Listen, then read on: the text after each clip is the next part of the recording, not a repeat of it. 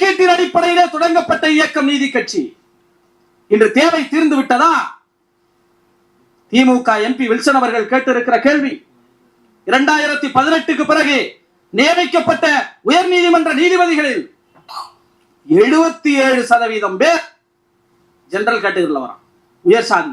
இடஒதுக்கீடு பார்வை இன்னும் நாம் முழுமை பெற வேண்டும் என்கிற பார்வை தமிழ்நாட்டில் வலுவாக இருப்பதனால் 40க்கு 40 நம்மால் வெல்ல முடிகிறது. முக்கியமே அதான் காரணம்.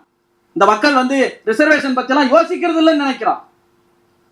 எல்லோரும் சாமி கும்பிட ஆரம்பித்து விட்டார்கள், எனவே பகுத்தறிவு இயக்கங்களுடைய தேவை குறைந்து விட்டதுன்னு நினைக்கிறோம்.